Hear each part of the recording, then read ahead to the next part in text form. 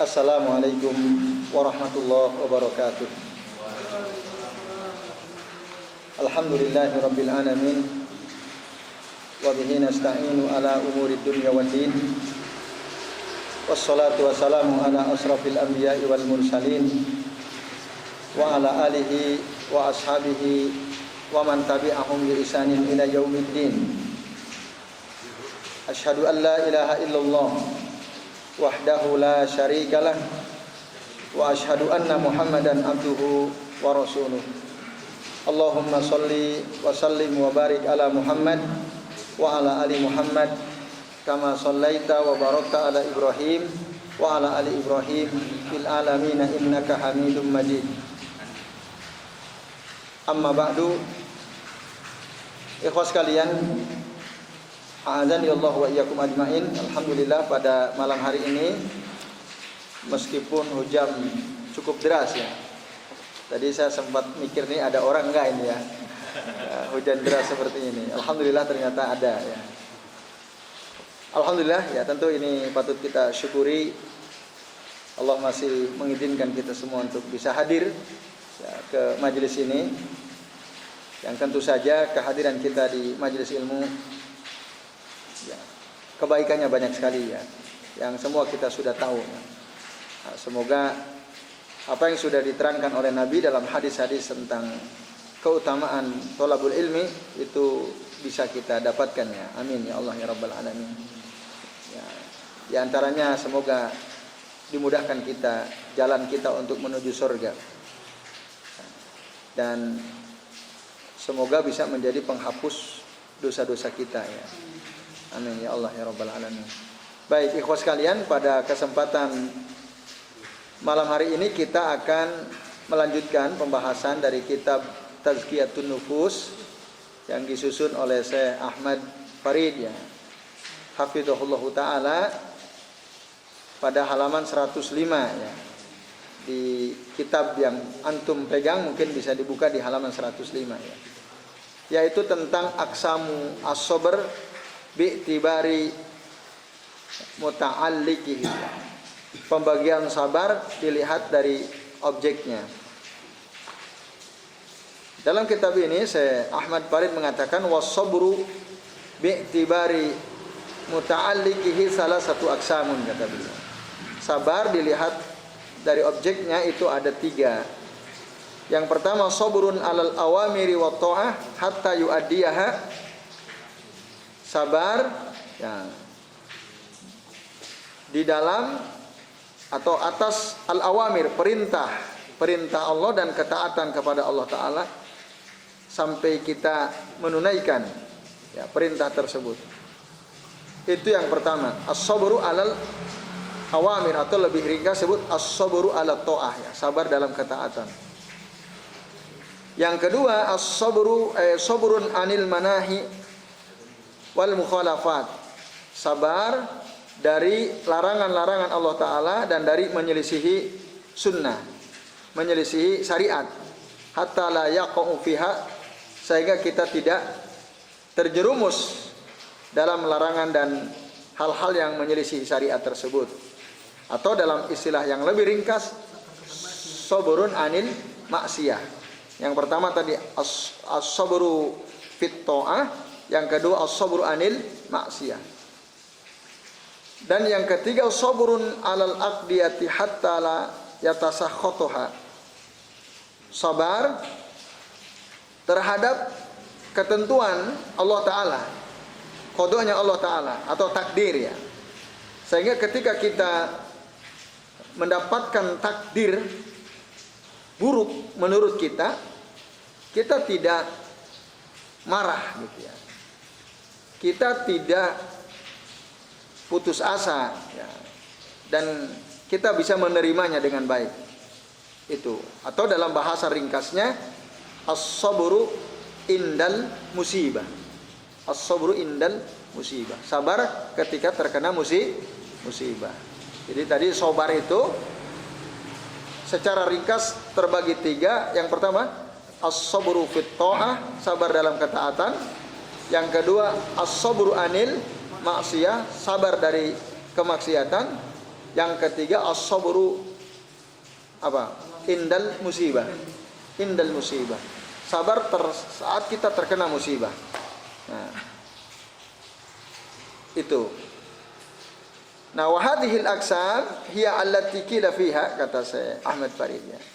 Pembagian, 3 pembagian ini dalam ungkapan lain bisa dikatakan la budda lil abdi min amrin yaf'aluhu wa nahyin yajtanibuhu wa qadarin yasbiru alaih. Ya, seorang hamba itu dia harus ya, melaksanakan perintah, menjauhi larangan, dan sabar terhadap takdir. Itu ya.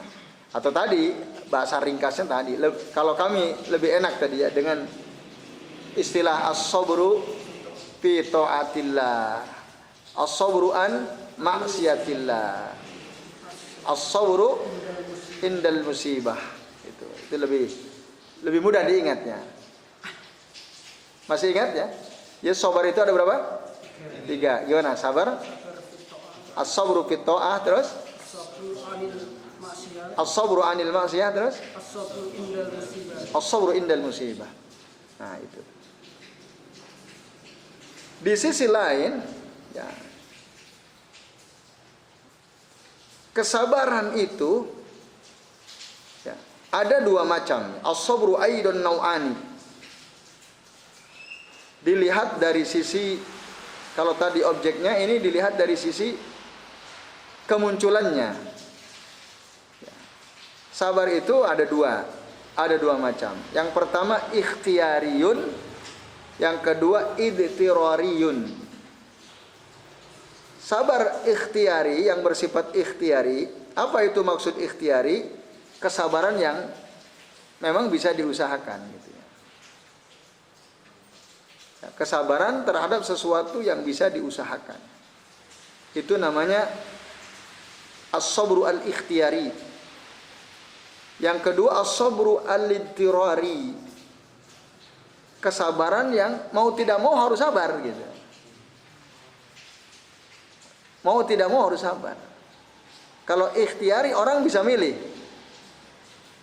Bisa sabar, bisa tidak, orang bisa milih. Tapi kalau idtirari nggak ada pilihan gitu, kecuali harus sabar. Gitu. Idtirari itu terpaksa harus sabar gitu. Tapi kalau ikhtiyari, orang bebas bisa milih, dia mau sabar enggak terserah. Tapi kalau idtirari ya tidak mau tidak mau dia harus sabar gitu. Nah, itu makna pembagian sabar ya, dilihat dari sisi kemunculannya tadi ya. Wal ikhtiyari ya, sabar yang bersifat ikhtiyari akmalu minal idtirari. Akmal minal idtirari. Kesabaran yang model ikhtiyari ini lebih sempurna, lebih utama daripada yang idtirari. Nanti kita baru paham kalau sudah tahu contohnya. Nanti akan disebutkan contohnya. Nah, kenapa? Karena kesabaran yang bersifat idtirari itu yastariku fihin nasu al-mu'min wal kafir. Semua orang dalam konteks sabar idtirari, semua orang bisa sabar gitu. Ya, bisa sabar. Ya. Tadi misalnya orang mukmin, orang kafir dia bisa sabar. Dalam konteks idtirari. Ya. Semua orang bisa. Gitu. Tapi sabar ikhtiyari tidak semua orang bisa. Contoh ya, sabar yang bersifat ikhtiyari.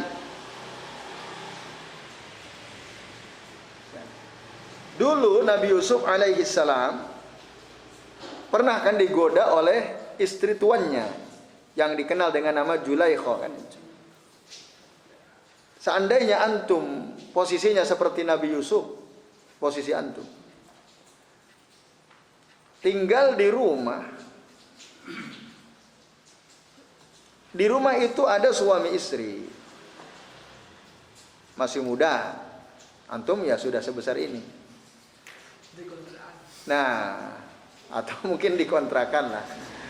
Kontrakan keluarga gitu ya. Suaminya kerja, antum pas libur. Ada istri dari salah satu yang kontrak di kontrakan itu mendekat masuk ke kamar antum, atau antum disuruh masuk. Pura-pura tuh, tolong mas perbaiki kipas angin gitu ya. Kuncinya kunci pintunya. Nah, lalu kemudian si wanita ini mengajak antum untuk berzina dengannya. Yang jelas suaminya kerja, baru pulang nanti sore gitu ya. Itu jam 9 kejadiannya. Coba kira-kira apa yang akan terjadi gitu ya. Dan si wanita ini wanita cantik gitu ya, wanita terhormat. Lalu mengajak antum untuk berzina dengannya. Mengajak kita lah ya, termasuk kami gitu ya. Kita kuat enggak gitu kalau kita. Nah, Nabi Yusuf tentu dengan izin Allah Ta'ala, atas karunia Allah Ta'ala, beliau mampu bersabar dari godaan si wanita tersebut. Nah itu, beliau mampu bersabar. Ini namanya as-sabru al-ikhtiyari, pilihan kan, bisa diusahakan. Seandainya itu kita terjadi pada kita, kan pilihannya dua, kita bersabar dari maksiat atau tidak sabar. Kalau tidak sabar apa yang terjadi? Maksiat, ya kan? Kalau kita nggak sabar. Tapi kalau kita mampu bersabar, ini pilihan berat. Tapi kalau kita bisa, ini dahsyat. Itu yang disebut as-sabru al-ikhtiyari. Gitu. Sementara contoh kasus as-sabru al-ittirari tadi, masih dalam kasus Nabi Yusuf. Nabi Yusuf ketika kecil diajak main oleh saudara-saudaranya ke hutan, ya kan? Saudaranya itu ya iri sama Nabi Yusuf karena nampaknya beliau sangat disayangi oleh Nabi siapa Nabi Yusuf? Nabi Yakub ya. Disayangi oleh bapaknya. Karena mungkin ada tanda-tanda kenabian, kan Nabi Yusuf pernah cerita bahwa beliau dalam tidurnya pernah mimpi melihat ya ada bintang atau planet bersujud kepadanya, ahada asaro kaukaba. Nah, bapaknya semakin sayang. Saudaranya yang udah besar-besar tidak senang gitu ya kalau Yusuf ini lebih disayangi daripada mereka. Akhirnya mereka bikin siasat untuk bisa membawa Yusuf ke hutan. Alasannya untuk berburu kan begitu. Masih kecil, lawan berapa orang itu? 10 atau 9 orang ya saudaranya itu. Lalu dicemplungin ke sumur, bisa melawan nggak? Sementara masih kecil, kan nggak bisa melawan. Iya kan? Musibah bukan itu? Musibah. Nah mau tidak mau harus sabar kan? Mau melawan piye kan gitu? Nggak bisa kan? Pilihannya ya cuma sabar. Ya nggak? Ya ibarat kita lah ditonjok oleh Mike Tyson begitu ya. Tiba-tiba dia nonjok kita jeder, kita tersungkur, kita mau melawan gimana kira-kira? Kan agak berat juga mikir kita ya. Ibaratnya begitulah, nggak seimbang gitu ya. Kalau yang nonjok seimbang sama kita bisa. Itu masih termasuk as-sabru al-ikhtiyari itu. Tapi kalau yang mukul kita, itu orang yang kita nggak mungkin melawannya, apalagi dia bersenjata kan begitu. Gerak dikit, mampus kan, tembak sama dia kan. Apa pilihannya? Nggak ada pilihan. Ya wis sabar wae lah, dipukul ropo-ropo kan gitu. Itu namanya sabar ittirari. Nah, maka as-sabru al-ikhtiyari itu lebih mulia, lebih sempurna. Karena kesabaran yang memang kita betul-betul berusaha untuk mampu bersabar. Gitu. Tapi untuk kasus yang kedua, ya karena nggak ada pilihan gitu. Gimana kita nggak sabar mau melawan ya nggak bisa. Nabi Yusuf mau melawan saudara-saudaranya jauh lebih banyak jumlahnya, lebih besar secara fisik, dicemplungin ya udah. Nah, tapi beliau sabar. Nah, sabar dalam konteks yang kedua namanya sabar al-idtirari. Kira-kira kalau antum dikasih tugas mencari kasus contoh sabar ikhtiar dan idtirari, bisa nggak kira-kira? Bisa nggak bedainnya? Disuruh nyari kasus lain gitu. Kasus sabar ikhtiari gimana? Sabar idtirari gimana? Bisa kan? Nah, saya kira bisa lah. Bisa ya? Nah itu. Jadi ada dua macam kesabaran itu. Nah, tapi yang pertama yang bersifat ikhtiari ini akmal. Dia lebih sempurna daripada as-sabru al-idtirari. Ini dilihat dari tadi kemunculannya dan peristiwa yang dihadapinya.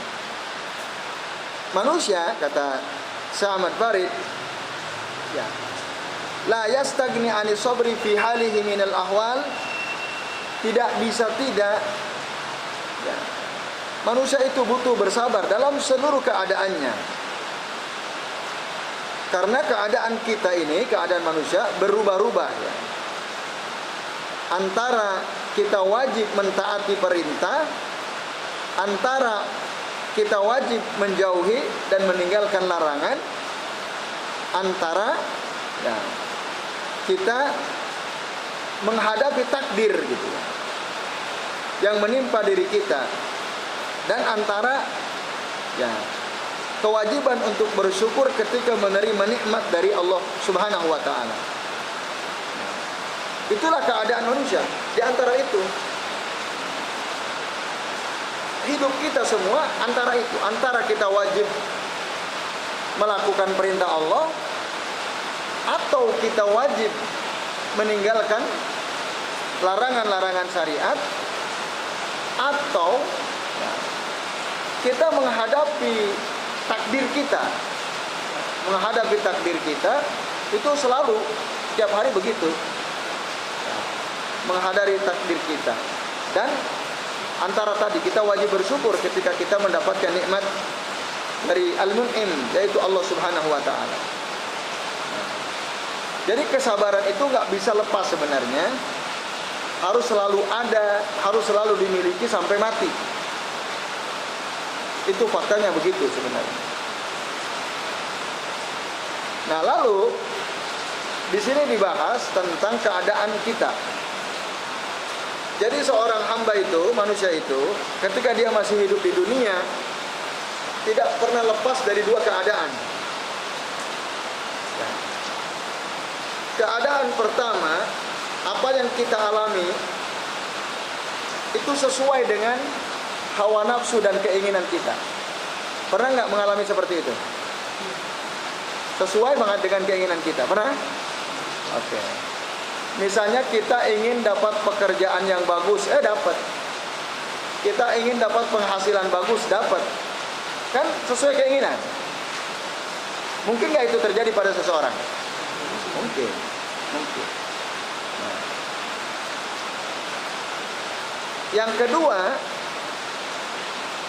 menghadapi situasi yang tidak sesuai dengan keinginan. Pernah menghadapi situasi begitu?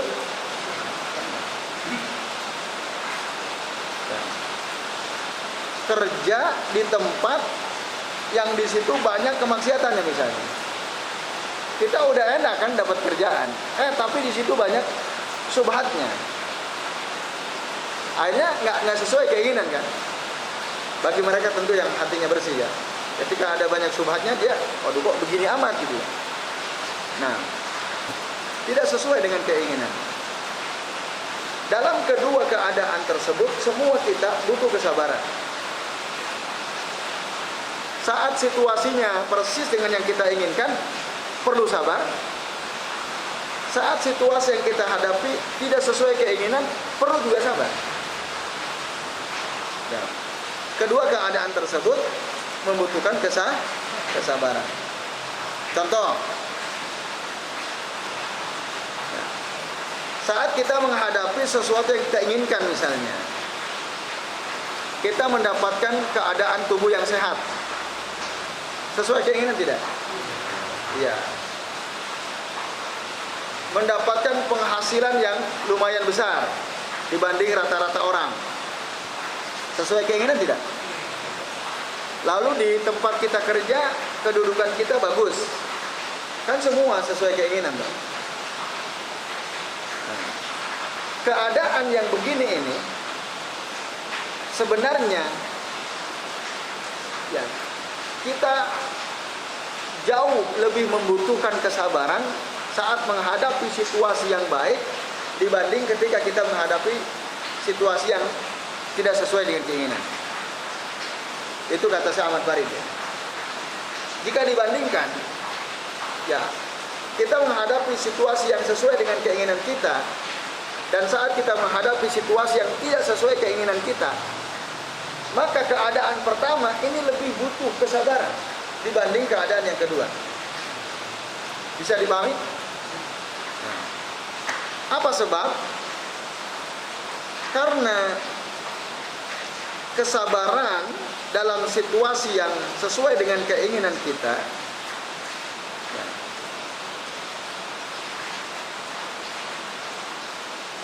bisa jadi membuat kita jadi tertipu oleh situasi itu, gitu ya. Lalu kemudian tenggelam dalam kenikmatan tersebut, ya. Itu. Sementara kita tidak boleh tenggelam dalam kenikmatan, tidak boleh tertipu oleh kenikmatan, dan berpotensi membuat kita sombong, ya atau tidak? Penghasilan besar, lebih besar dibanding rata-rata orang. UMR di sini berapa sekarang? 2, berapa Mas? 2,3 juta. Kita penghasilan 5 juta. Sementara orang pada umumnya 2,3 juta. Ya kan? Posisi kita oke gitu. Kita punya otoritas. Itu kalau kita nggak sabar, kira-kira kita sombong atau tidak? Bisa sombong kalau kita nggak sabar. Tertipu dengan kenikmatan itu. Bahkan mungkin kita bisa bergembira, senang-senang yang tercela, yang tidak disukai oleh Allah Subhanahu wa taala. Karena tadi kita merasa penghasilan besar, kedudukan oke, sehat badan kita. Oh, kalau nggak sabar, repot itu. Dan memang dalam situasi seperti ini kita lebih butuh sabar, iya kan? Sabar dari berbuat maksiat.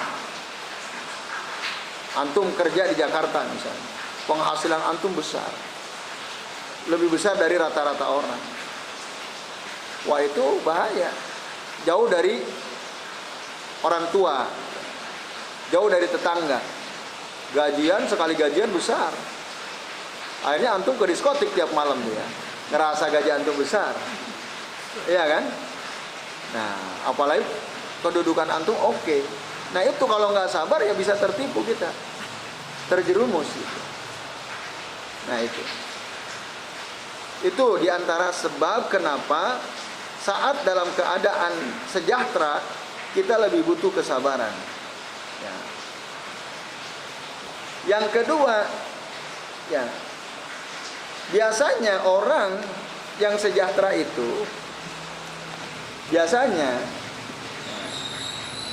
dia kan semakin orang banyak dapat rezeki, semakin tamak, semakin serakah kan. Nah, itu kalau kita nggak sabar, itu bahaya gitu. Kita akan semakin serakah. Kalau ada orang di tempat kita kerja, kayaknya mau nyaingin kita nih karirnya. Kalau kita nggak sabar, mungkin kita akan fitnah dia kan. Kita jatuhkan nama baik dia, agar jangan sampai dia ini karirnya lebih moncer dari kita kan itu. Kalau kita nggak sabar mungkin itu terjadi kan. Kalau kita tamak gitu, serakah dengan penghasilan yang kita sudah punya. Faktor ketiga, kenapa dalam keadaan sejahtera kita lebih butuh kesabaran? Karena biasanya orang yang keadaannya sejahtera biasanya ya, dia kurang memperhatikan hak-hak Allah Subhanahu wa taala. Gitu. Misalnya yang harusnya dia bayar zakat misalnya, apalagi kalau udah penghasilan udah di atas 20 juta misalnya, dalam 1 tahun kan udah sampai nisab itu ya. Tapi dia orang yang sejahtera, sangat terbuka kemungkinan dia nggak sabar, lalu akhirnya hak-hak Allah dia tidak tunaikan, kewajiban dia kepada Allah untuk berzakat misalnya. Atau bahkan mungkin sholat aja males, ya udah sejahtera kan. Sholat lagi nongkrong di kafe gitu ya, di resto, azan, antum nyantainya menikmati nikmat Allah itu ya. Karena antum punya banyak uang gitu.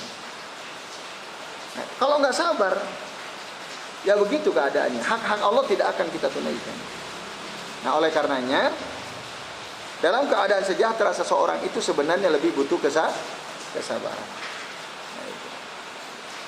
Pertimbangan keempat atau faktor keempat, kenapa kita lebih membutuhkan kesabaran saat dalam keadaan sejahtera? Nah, karena tadi bisa jadi rezeki yang kita terima karena tadi melimpah itu, akhirnya kita melakukan sesuatu yang haram dengan rezeki itu kan. Itu karena kita merasa sejahtera kan, merasa melimpah harta kita. Nah, itu bahaya. Nah, sehingga para ulama salaf mengatakan al-bala'u yasbiru alaihil mu'minul kafir wala yasbiru 'alal afiyati illa as-siddiqun. Ketika sedang dalam ujian, dicoba, kita kena bala, orang mukmin, orang kafir mampu bersabar. Tapi saat dalam keadaan sejahtera, tidak ada orang yang bisa bersabar kecuali orang-orang yang as-siddiqun. Manhum siddiqun, orang yang betul-betul yakin, percaya akan janji-janji Allah Subhanahu wa ta'ala. Siddiq, yang membenarkan semua yang dijelaskan oleh Allah Ta'ala. Hanya mereka lah yang mampu bersabar. Itu kata Syekh Ahmad Farid mengutip dari pendapat ulama salaf. Lalu beliau mengutip pendapat sahabat Abdurrahman bin Auf radhiyallahu anhu. Kata Abdurrahman bin Auf beliau mengatakan, ubtulina bid-dharra fasabarna wabtulina bis-sarra falam nasbir. Kita diuji oleh Allah Ta'ala dengan ad-dharra, dengan kesempitan, dengan kesusahan, kita bisa sabar. Tapi saat kita diuji oleh Allah Ta'ala dengan kemudahan, kita tidak bisa sabar. Nah, itu ya. Ini kata sahabat Abdurrahman bin Auf, orang kaya ini. Beliau ngerasa ya, lebih mampu bersabar saat dalam kesulitan daripada bersabar saat dalam keadaan lapang. Itu kata-kata sahabat Abdurrahman bin Auf radhiyallahu anhu. Makanya di dalam Al-Qur'an surah Al-Munafiqun ayat 9, Allah Subhanahu wa taala berfirman apa? Ya ayyuhalladzina amanu la tulhikum amwalukum wala auladukum an dzikrillah. Wahai orang-orang beriman, ya, janganlah melalaikan kalian harta-harta kalian dan anak-anak kalian dari berzikir kepada Allah. Itu biasa orang yang tadi ya sejahtera, melimpah, itu dia lalai oleh hartanya. Makanya diingatkan ini oleh Allah Ta'ala. Pada umumnya orang seperti itu. Semoga kita tidak ya. Dan semoga kita ini sejahtera semua ya. Rezekinya terbuka lebar ya. Amin. Ya Allah ya Rabbal Alamin.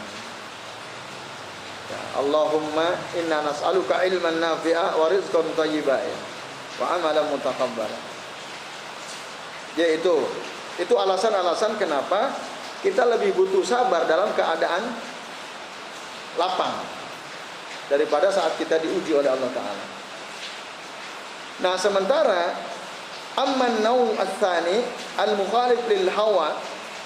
Nah, adapun keadaan kedua, saat situasinya tidak sama dengan hawa nafsu kita, tidak sesuai dengan keinginan kita, ya, itu ada dua kemungkinan. Kemungkinan pertama berkaitan dengan pilihan seorang hamba dalam masalah, contohnya dalam ketaatan atau dalam kemaksiatan.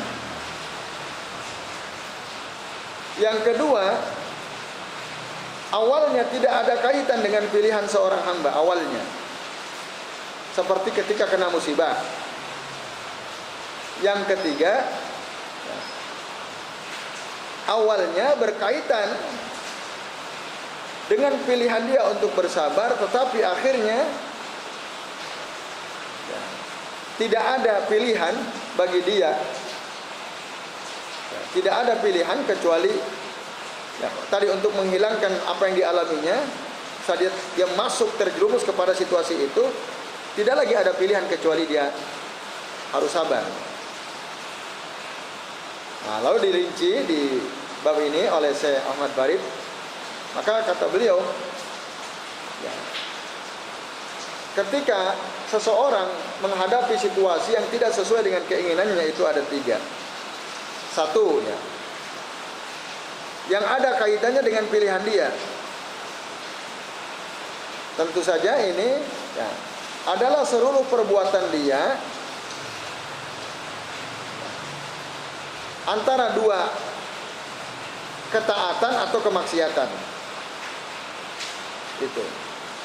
Maka dalam konteks ketaatan, fal abdu muhtajun ila sabri 'alaiha li'anna an-nafsa bi tab'iha tunaffiru an katsirin minal 'ubudiyyati.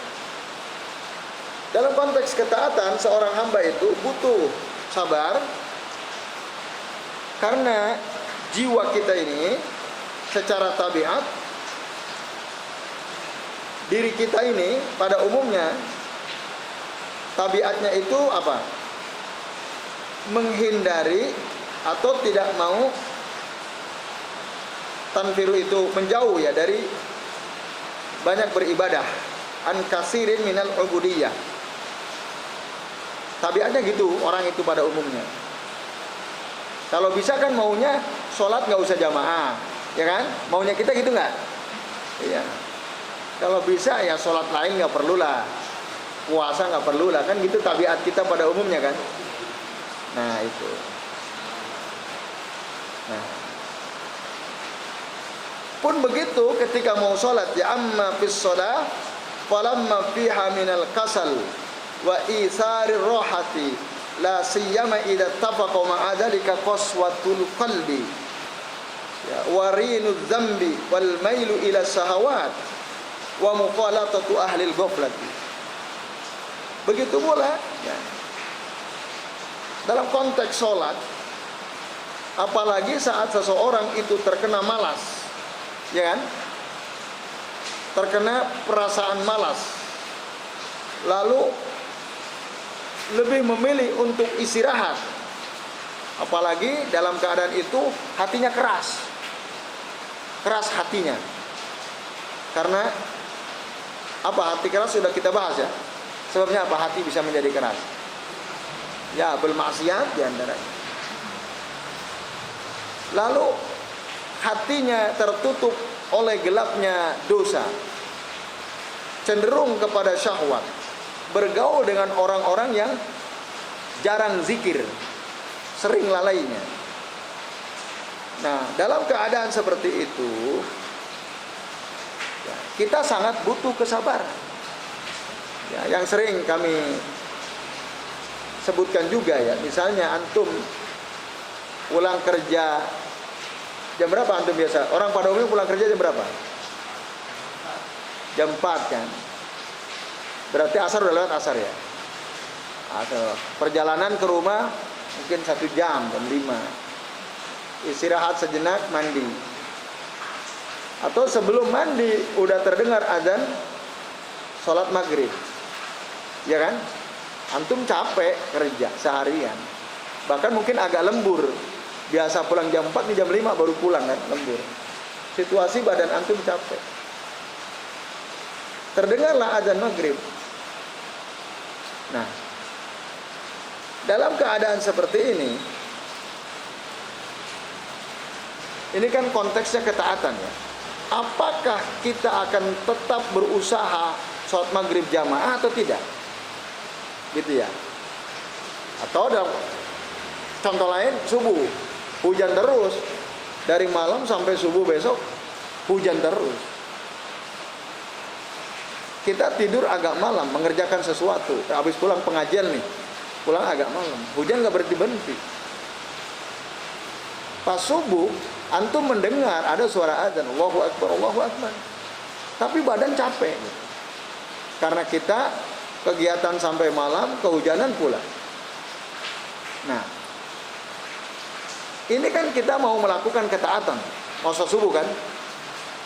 Pertanyaannya jamaah atau tidak? Saya bangun, ambil air wudhu saat ke masjid jamaah, atau neng omah wae, capek gitu ya, kesel, awakku kesel.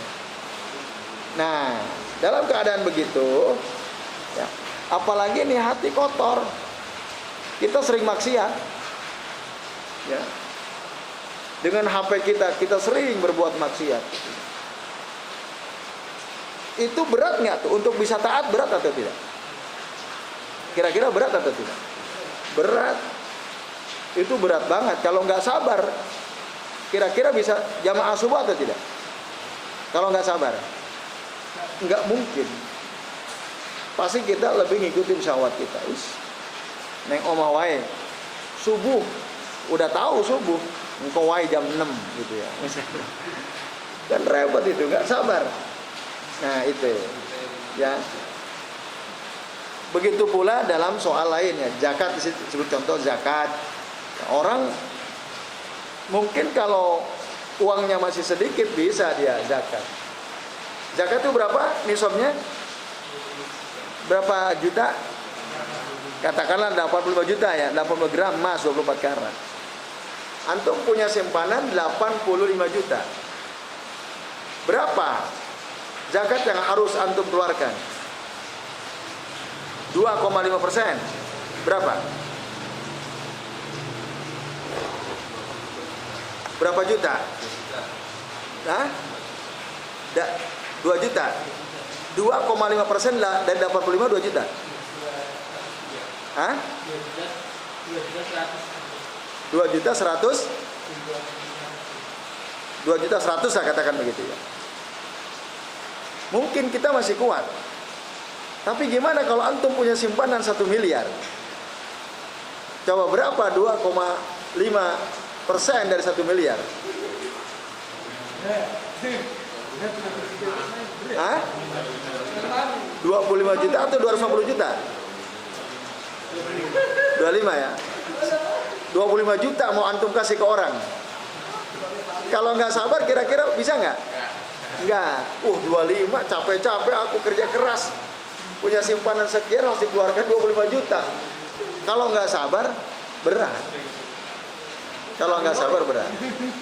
Nah, jelas ya? Itu. Nah, bapak-bapak dan ibu sekalian, a'adzani Allah wa iyyakum ajma'in. Lalu diterangkan ya, dalam kita melakukan ketaatan, satu ya, kita harus memperbaiki niat. Yang kedua, harus ikhlas dalam ketaatan. Mulai dari kita mengawali itu harus ikhlas. Nah itu. Ikhlas dari apa? Harus sabar ya. Kan ikhlas butuh kesabaran, niat juga butuh kesabaran. Sabar dari apa? Sabar dari at-taksir wa tafrid. Taksir itu tidak sempurna, berbuat semaunya. Salat ya wis aku salat bisa. Tapi saena edewe salatnya jam piro gitu ya. Yang penting salat. Nah, itu namanya taksir. Atau tafrid. Nah, tafrid itu berlebih-lebihan, ya. Berlebih-lebihan. Itu bagaimana kita bisa saat kita mau melakukan amal ketaatan tanpa melakukan taksir, juga tanpa melakukan tafrid. Niatnya terus ada. Gitu. Nah, ini butuh kesabaran. Yang tidak dihilangkan pahala dari perbuatan yang kita lakukan dalam ibadah tersebut dengan misalnya ada niat yang rusak, riya misalnya. Nah, ini kan butuh kesabaran. Dalam ketaatan kita butuh kesabaran, Mas sekalian. Pun begitu, ketika kita sudah selesai melakukan amal ketaatan, tetap kesabaran dibutuhkan. Bukan hanya sekedar saat kita akan melakukan, termasuk bahkan setelah kita melakukan ketaatan, kesabaran tetap diperlukan. Gitu ya. Sabar, misalnya kita sudah sholat lail tadi malam, seharian kita berpuasa, rampung, puasanya udah beres, sholat lailnya udah beres. Butuh sabar atau tidak setelah amal ketaatan itu dilakukan? Masih butuh nggak kesabaran? Masih. Sabar apa? Untuk tidak riya, ya kan? Untuk tidak sum'ah, menceritakan kebaikan yang kita lakukan. Itu masih dibutuhkan kesabaran. Jadi jangan sampai ada anggapan kalau udah selesai amal soleh, udah selesai urusan. Enggak, kita masih butuh sabar. Nah itu. Adapun kesabaran dari kemaksiatan, jelas masalahnya, perkaranya jelas. Ya. Gimana caranya supaya bisa sabar dari kemaksiatan? Bisa atau tidak? Tentu saja bisa. Caranya, kalau di sini disebutkan gimana tuh? Di halaman 107.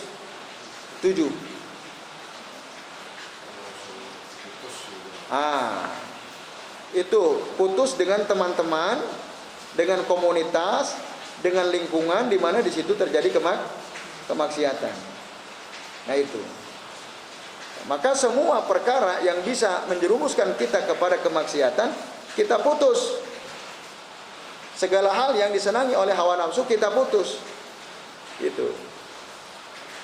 Orang yang mendorong kita berbuat kemaksiatan, kita off-kan, putus. Termasuk majelis-majelis, tempat-tempat nongkrong kita, ya orang-orang yang suka mengajak berbuat maksiat diputus. Nah itulah cara sabar dari kemaksiatan. Nah itu. Kemudian, ikhwas sekalian, azan ya Allah wa iyyakum ajmain. Bagian kedua dari kesabaran saat kita menghadapi situasi yang tidak sesuai dengan keinginan kita, ya, adalah ma la yadkhulu tahtal ikhtiyar,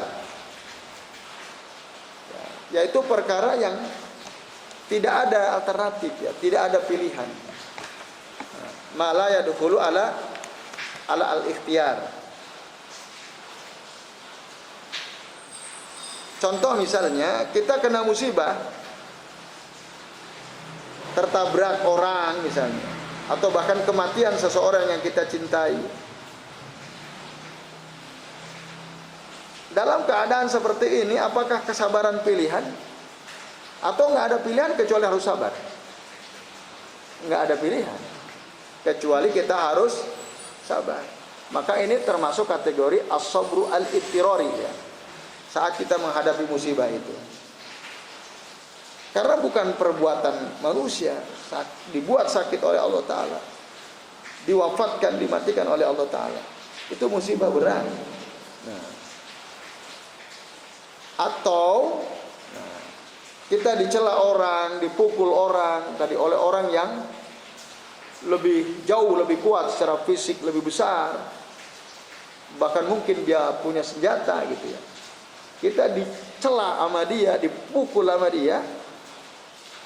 Ada nggak pilihan untuk tidak sabar? Nggak ada. Mau mukul, badan dia jauh lebih besar, ototnya jauh lebih kekar gitu ya. Apalagi dia bawa senjata. Kita mau balas mikir kita kan. Ya wis sabar wae lah. Itu intirori, nggak ada pilihan memang kecuali sabar.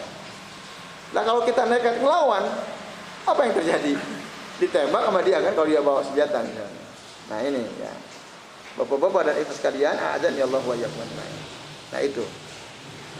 Jadi ya ada situasi yang kesabaran yang ada itu bukan kesabaran ikhtiari, tapi intirari. Ya terpaksa harus sabar. Nah, baik. Lalu kemudian bagaimana keadaan hamba saat dia menghadapi musibah? Kata Syekh Ahmad Farid, saat seorang hamba menghadapi musibah itu ada 4 kemungkinan. Fihi arba'atu maqamat. Ada 4 tingkatan yang mungkin ya, terjadi pada seseorang, termasuk pada kita semua tentu saja. Saat kita kena musibah ya. Tingkatan paling rendah saat kita kena musibah adalah maqamul ajazi wal jaza'i wasyakwa. Adalah tingkatan berkeluh kesah. Kita kena musibah, lalu kita mengeluh. Ada nggak orang kena musibah mengeluh? Banyak. Ini tingkatan paling rendah. Memang ada kemungkinan begitu. Kena musibah tuh mengeluh. Aduh, kenapa tadi saya nggak pilih jalan lain gitu ya, mengeluh. Coba tadi kalau saya lewat sana mungkin saya nggak akan keserempet orang, kayak gitu. Kok saya malah di sini, mengeluh dia. Dia nggak terima. Akhirnya apa? Saya jadi masuk rumah sakit, motor saya rusak. Aduh, kata dia, mengeluh dia. Ada orang yang ketika kena musibah berkeluh kesah akhirnya. Ini serendah-rendah tingkatan dalam menghadapi musibah. Yang kedua, maqamus sabar. Nah, tingkatan yang lebih tinggi dari tingkatan berkeluh kesah adalah tingkatan sabar. Kena musibah dia bersabar. Apa itu sabar? Kembali ke makna yang kemarin. Masih ingat nggak? Sabar itu apa? Mengendalikan diri untuk tidak mengatakan sesuatu atau melakukan sesuatu yang bertentangan dengan aturan syariat. Itulah sabar kan? Orang yang kena musibah dan musibah itu terjadi karena kelalaian seseorang misalnya.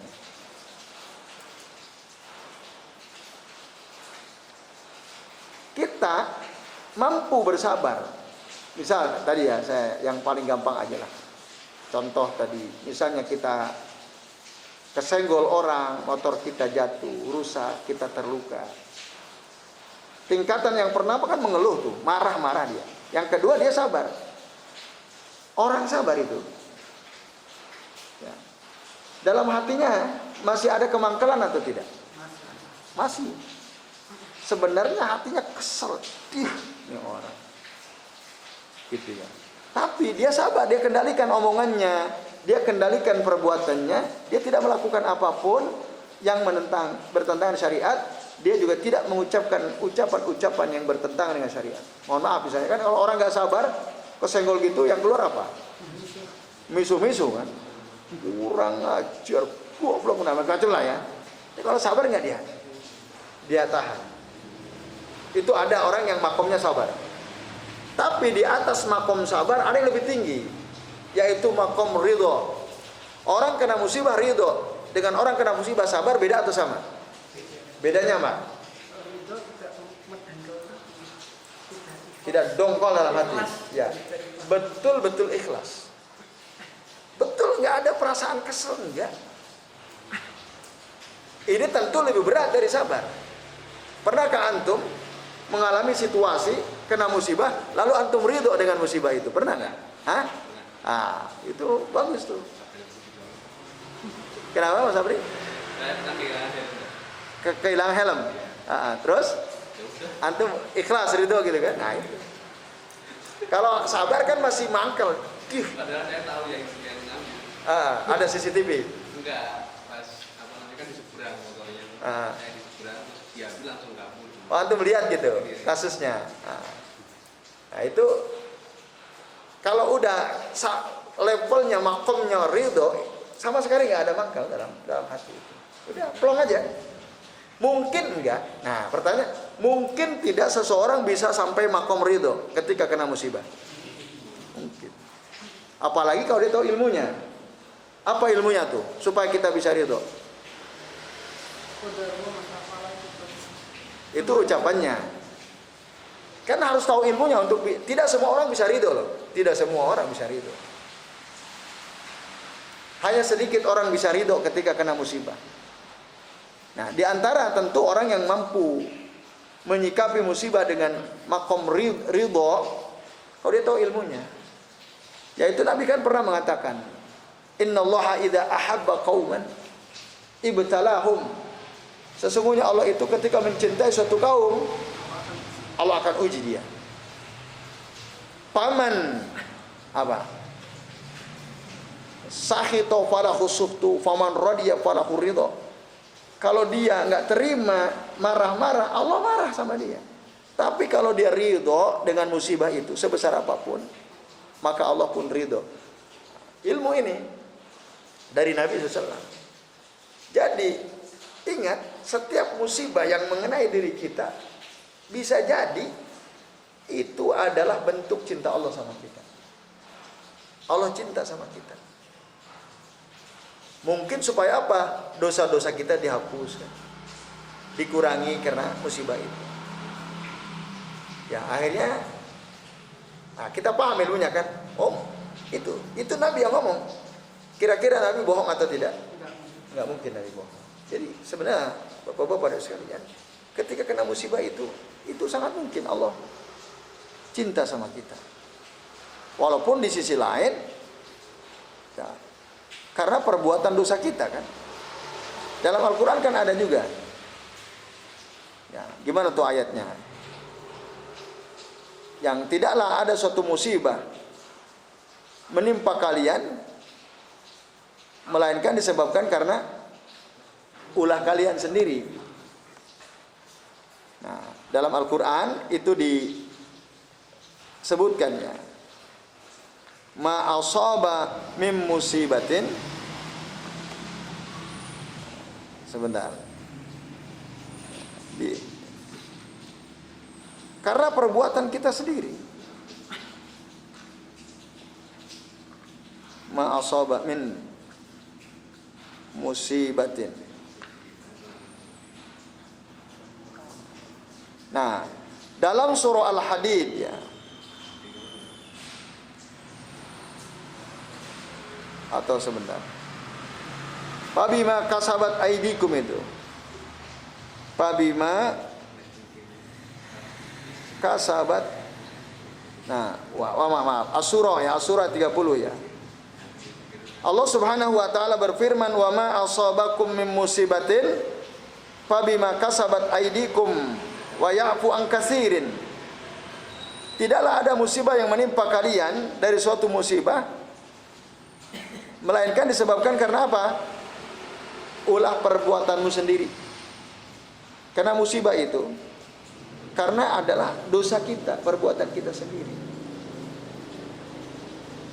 Maka kata Ali bin Abi Thalib juga begitu. Tidaklah ada suatu musibah menimpa seseorang melainkan illa bidzambin, karena perbuatan dosa dia sendiri. Tapi ingat, musibah jadi penghapus dosa kalau kita sabar.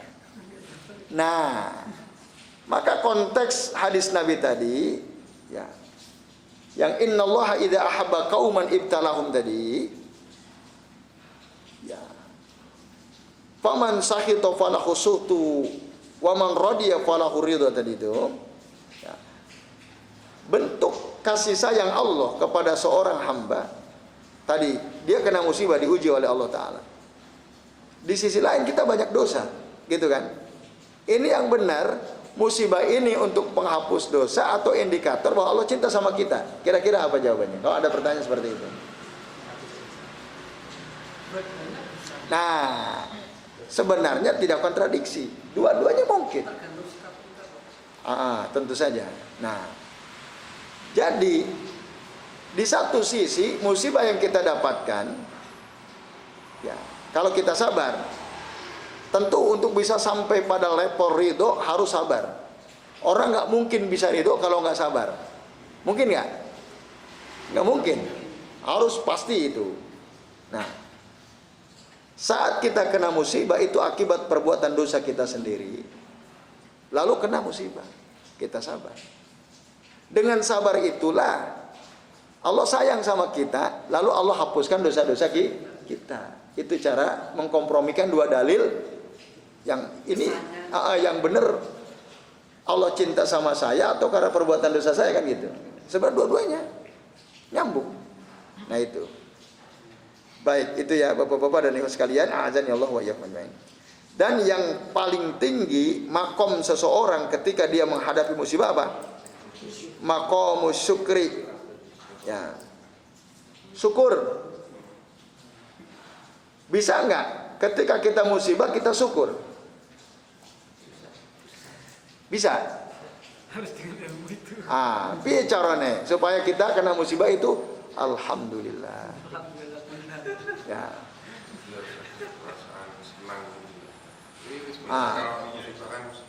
Iya. Nah, ini kena musibah, syukur dia. Itu kalau enggak tahu ilmunya susah banget. Kembali ke ridho kan? Ketika kita diuji, kita diuji. Alhamdulillah kamu masih sayang sama kita. Bertanamkan perasaan. Jadi orang yang sampai bisa pada makom syukur kena musibah itu pasti yang sebelumnya udah terlewati. Pasti dia sabar, pasti dia ridho, pasti. Kalau tanpa ini nggak mungkin dia syukur. Nggak sabar kok syukur, nggak mungkin. Nggak ridho kok syukur, nggak mungkin. Pasti udah lewat itu, sehingga dia mampu bersyukur. Gimana rasionalisasinya, kan gitu? Bagaimana supaya masuk akal orang kena musibah kok syukur, kan itu? Kan kalau bahasa awamnya nggak masuk akal orang kena musibah kok syukur. Motornya hilang, helmnya hilang, alhamdulillah ya. Syukur. Kan nggak masuk akal kan? Ya atau tidak? Masuk akal tidak? Orang kena musibah syukur masuk akal nggak? Kalau menurut? Kalau pakai akal nggak Pakai akal nggak masuk kan? masuk. Orang awam nggak mungkin. Kok iso orang kena musibah sabar? Kena musibah syukur? Gila-gila ya. Logika. Sangat hikmahnya, misal motor hilang, alhamdulillah pajak. Tapi cicilan kan belum lunas. Cicilan belum lunas. Pajak udah nggak bayar. Lebih enak mana coba? Bayar cicilan motor masih ada, bayar cicilan motor udah hilang. Nah, jadi Bapak-bapak dan Ibu sekalian, orang yang mampu bersyukur kena musibah, dia pasti tahu ilmunya. Satu tadi, ilmu yang pertama, ya, Allah itu kalau cinta sama seorang hamba, Allah akan uji, ya kan? Kena musibah diantaranya ujian itu. Kita tahu ilmu itu kan? Akhirnya kita, alhamdulillah berarti Allah sayang sama saya, kan gitu. Yang kedua, Nabi mengatakan tidaklah ada sesuatu yang menimpa seorang mukmin, kelelahan, keletihan, sakit, kedukaan, ya bahkan duri yang menusuk dirinya, ya tidaklah itu terjadi melainkan satu menjadi penghapus dosanya atau mengangkat derajatnya. Kalau kita tahu ilmu ini, jadi kita kena musibah itu satu untuk menghapus dosa, yang kedua untuk mengangkat. Kira-kira bisa syukur atau tidak? Kalau kita paham ini, bisa. Alhamdulillah. Dosa-dosa saya terhapuskannya dengan musibah ini. Alhamdulillah berarti ya. Kita menyimpulkan ini karena ada dalil kan? Bukan kita bersih, ini bukan. Jadi tidak memikirkan manfaat yang timbul gitu ya, kayak tadi itu ya. Bukan itu. Karena dalil tadi. Jadi orang mampu bersyukur karena ilmu gitu. Kalau dia nggak punya ilmu, saya yakin nggak mungkin orang kena musibah kok syukur, nggak mungkin. Kalau musibah sebagai peringatan. Nah, musibah bisa juga, ya, dia menjadi peringatan. Supaya apa? Supaya kita kembali kepada Allah Ta'ala. Karena dia udah diingatkan nggak mempan gitu. Maka di dalam surah As-Sajdah itu ada kan, apa itu? Yang ya supaya kalian itu kembali ya. Sebelum kami azab kalian dengan azab yang besar. Ya, bentar, saya lupa ayatnya ya. Dalam surah As-Sajdah itu termasuk nanti maksudnya di ridha atau di syukur? ketika musibah, Dijadikan sebagai peringatan. Ini nanti maksudnya ke maksudnya kita mikirnya ini musibah peringatan. musibah, tapi kita menganggapnya ini sebagai peringatan karena kita punya tugas besar. Ya. Nah ini nanti kalau kita sikapi ini maksudnya ke ridha atau syukur?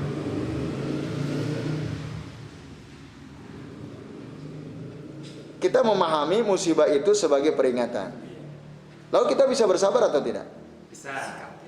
Ya kan?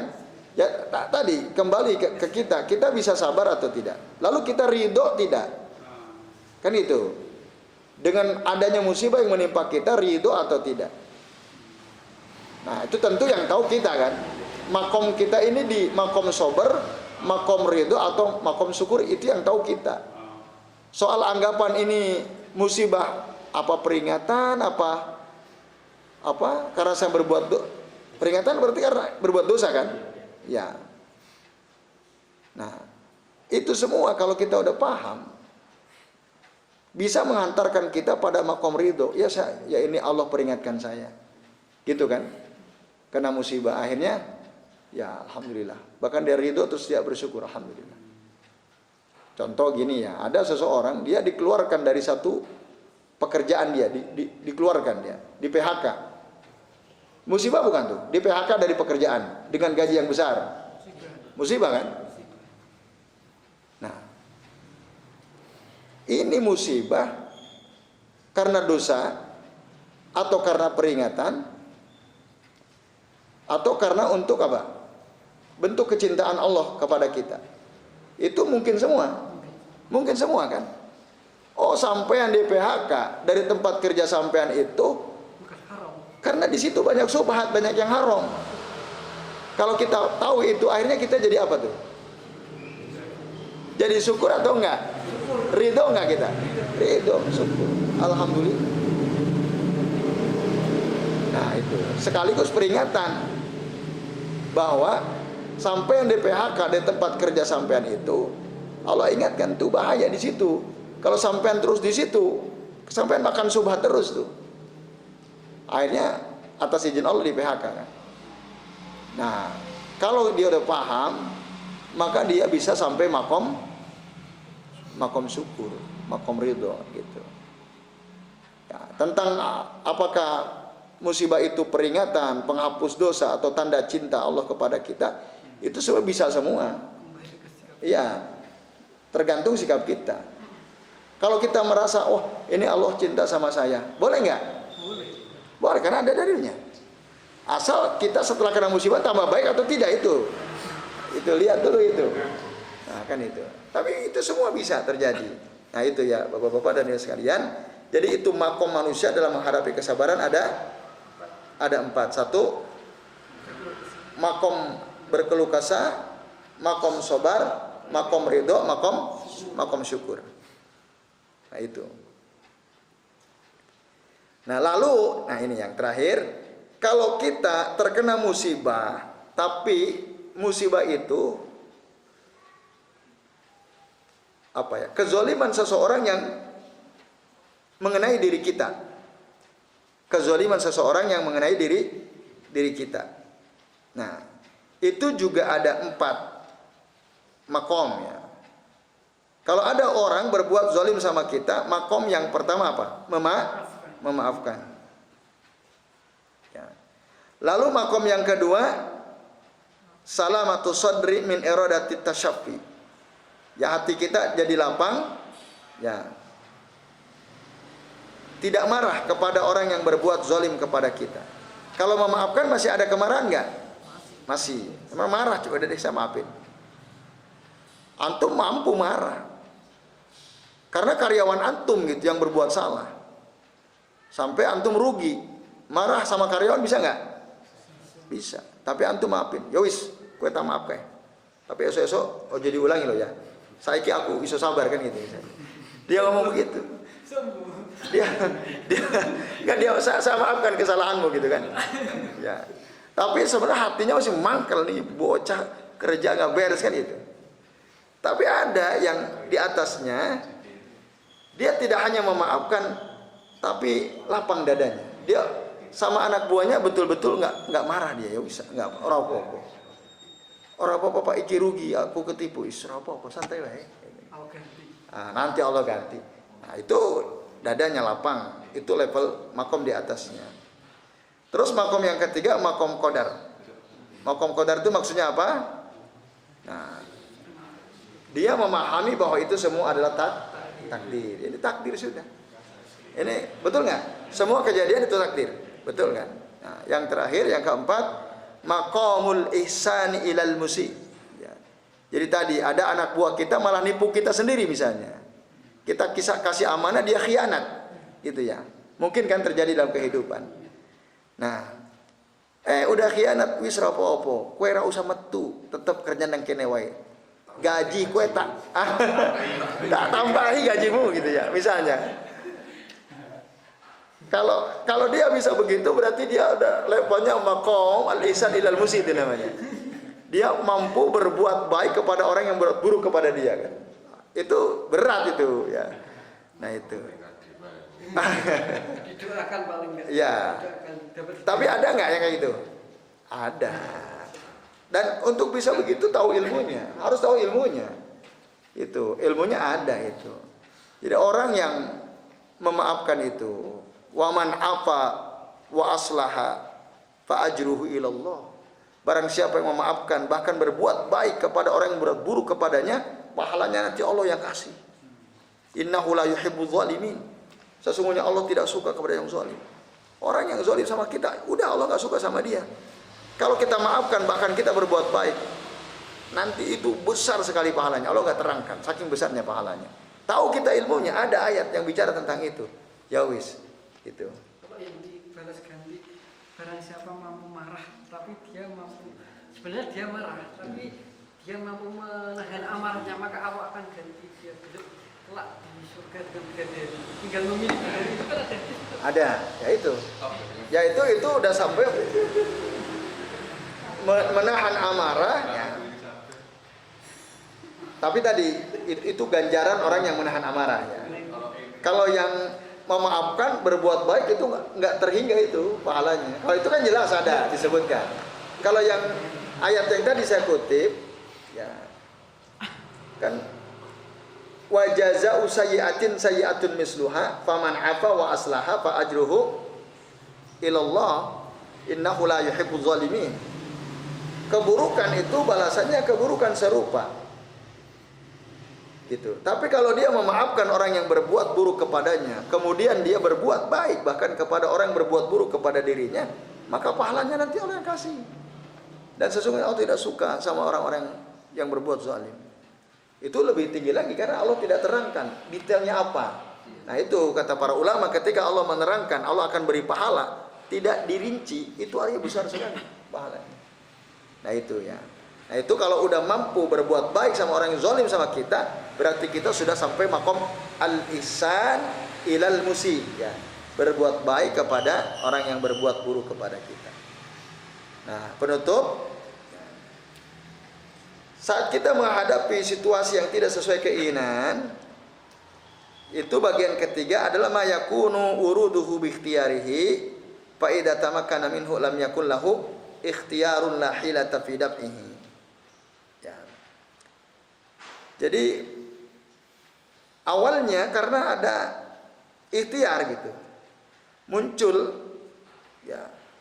Jadi ada satu perkara musibah yang kita hadapi karena ikhtiar kita ya, perbuatan kita, pilihan kita, gitu ya.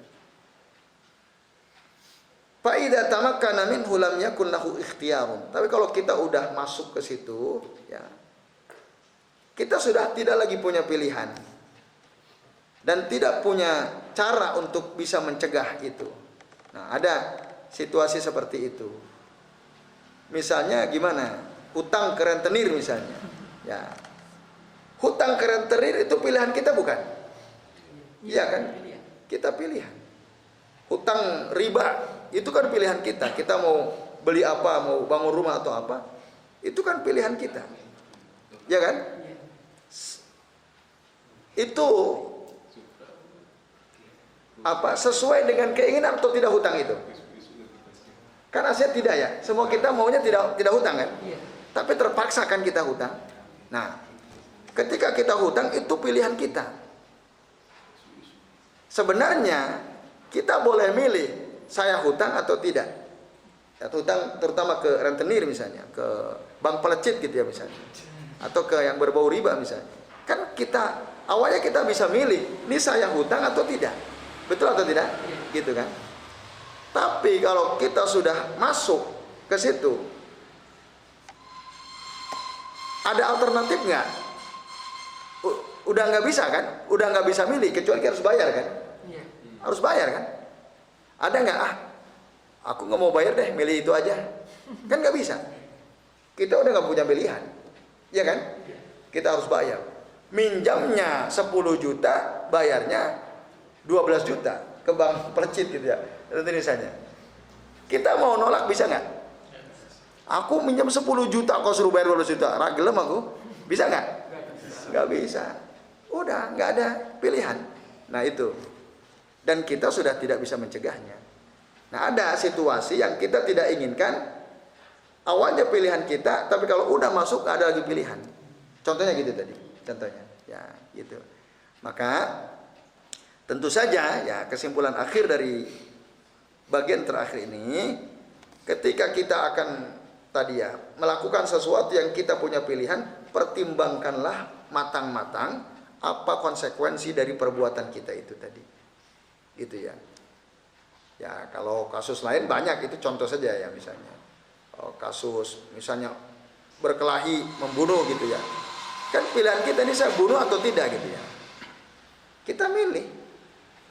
Akhirnya kita saya bunuh aja deh. Ketahuan. Kita ditangkap. Bisa milih nggak? Nggak usah ditangkap dong. Nggak bisa kan? Karena undang-undangnya orang yang membunuh harus dihukum kan gitu. Udah nggak bisa milih. Nggak bisa dicegah gitu. Nah ini. Maka tadi pertimbangkanlah sebelum kita melakukan segala sesuatu. Ya apalagi yang kaitannya tidak sesuai dengan keinginan kita. Itu kalau bisa dihindari sebisa mungkin. Karena awalnya emang kita bisa milih, nanti akhirnya kita nggak bisa milih, harus menghadapi resikonya. Ya itu bapak-bapak dan ibu sekalian, ya alhamdulillah kita sudah membahas tentang macam-macam kesabaran. Ini afwan ya, waktunya melebihi ya. Ini udah jam 10 lewat 14 ya. Oke, jelas ya? Mudah-mudahan jelas ya. Apa ada yang belum jelas? Ada yang mau ditanyakan? Ya silakan. Mungkin ke masalah tugas dan tidaknya ya. Ya. Ini yang poin terakhir dari 4 sikap ini tadi bisa ditarik ke muhasabah nggak tadi? Seandainya kan ada orang zalim ke kita, kita muhasabah aja. Mungkin kita sudah berbuat zalim ke orang lain, jadi buat kezaliman kita kembali ke kita. Ya. Bisa ditarik seperti itu. Sehingga akhirnya kita ya udah kita ikhlas. Berlapang dada kan gitu. Bisa. Ya. Ketika ada orang berbuat zalim sama kita. Kan tadi ada 4 makom kan. Makom memaafkan, makom sikap berlapang dada, sikap menganggap itu sebagai takdir, atau yang paling oke ya berbuat baik justru sama orang yang berbuat zalim.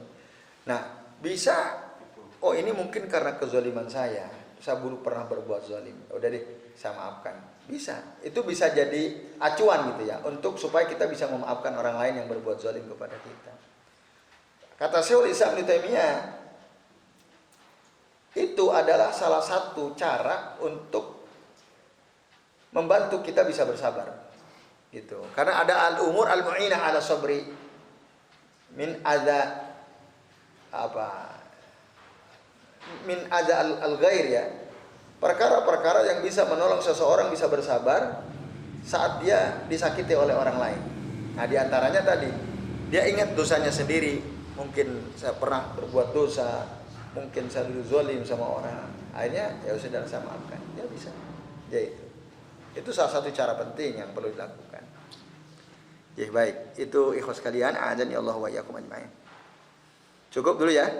Ya. Baik, sementara afwan ya, ini waktunya kelewat dari jam 10. Tapi mudah-mudahan bermanfaat ya. Mudah-mudahan kita bisa ya mengambil ilmu dari apa yang kita bahas ya pada kesempatan malam hari ini. Dan mudah-mudahan setiap kali kita kena musibah, kita bisa sampai pada makom syukur ya. Saat kita dizolimi orang, semoga kita bisa berbuat baik sama dia ya. Kita maafin dia, kita berbuat baik sama dia. Nah, mudah-mudahan ya. Ini makom tertinggi dari sikap seseorang yang ketika dia dizolimi oleh orang lain. Demikian, terima kasih atas perhatiannya. Mohon maaf jika ada kesalahan. Kami akhiri. Wassallallahu ala Muhammadin wa ala alihi wa sahbihi wa baraka wa sallama alaihim ajma'in. Billahi taufiq wal hidayah. Wassalamualaikum warahmatullahi wabarakatuh.